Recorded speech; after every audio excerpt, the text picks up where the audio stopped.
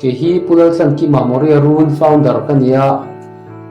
anriru le kan ngai tu na poa kan lo nei ngai lo YouTube channel te pathian ro puinan siam ve kan lo ngai tareng maya kan siam na chandar tu ra chu Memorial Run hi rui lo ngai te damna atana pathian ina aman mek te ani ve a tun thleng hian ei ala panga chung pathian a ati dam te zinga chuan Marshall FK a te pathianin hmuna hun enge mo chen chung kum enge mo zat chung pathianin hmuna training te lo pe thina pathianin a ro puina tura tan la a pek te ron ti chu angai ta khawangin channel hi siamangai ta mi lo thir sakta turin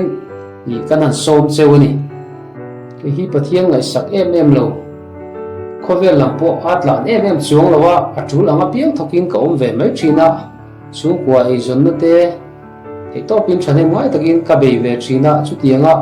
nun mang ve thin chu kania kumsang ni sompari September thave tang khan pathian of ria in jing khowat ma in pathian in min kai tho thina tuna Memorial Run zo te kan chong trai na muna hian pathian in kal turin min tia intinge kan om zel da don po Halloween pathian in min ko na ang chu ti lo thin lo lawin tu thleng hian Memorial Run a chuan pathian ko na changin thu o in kalakal ve zela kan business thil zong zong ta chu pathian a wangin kal san angai ta kum sang ni som pakua kum tir atang khan pathian in thian te min pein Memorial Run a hian riak in hun te kan mang tan ta pathian in min fuai pung chho zela tu hun hi kan thleng chho ta ni Memorial Run a hi chuan thir bik om lo in pathian in ama du tu le mamo tu te lo kala piang te lom takin kan lo tong song ve mai zela ni ini Memorial te hi member ne ming ziak kan ni lawa local to zat le tu na chin po hi soi mai the ni lo e muna hian mane mo ri mane mo fi emo lova pathian rin na in kan kal tak mai ni pathian in rui lo ngai te po api takin number 4 ti chin te po safar tur lawa an dam tur thu min thilangin a then khat te pe chu na chhok na po tel mi lawa ati dam mel min an mutir thin te pe chuan pathian ro pui zia le arin om zia hi ati chiang thin khop mai mani du thanna pathian zong kan ni thaw wang hian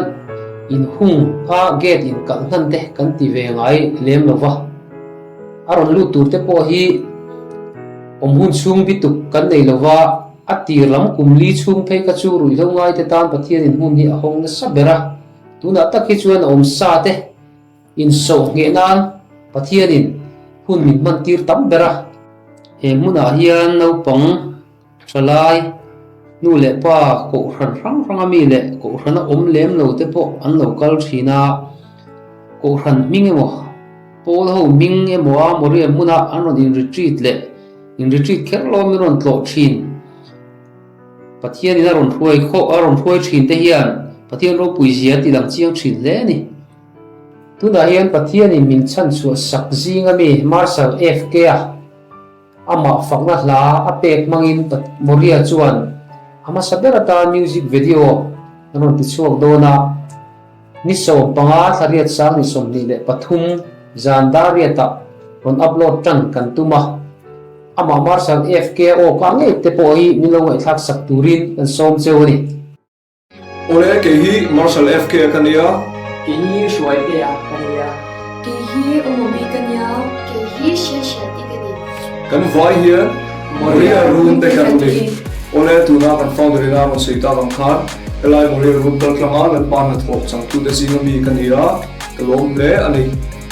o tu ma chuan ko velo ma de tlanin music video da kan sim trina ama ro chu pathian khoi tharna kan chang thu hianin kan thil ti thin de kha ro rem to rowa tuna chuan in music video thar el pata kon spose se donai ole el pan minti da matranga kum thum do he Memorial chuan in video mo saber music video mo saber te chu turing en bo se me kan ya hela lo en tu zong zong te Krista dam na hi chang nge kan be se ya du sak na kan hla na cheu tuna kan habing hi nun thara zo na ti ni ya tuna a trailer te lo en chira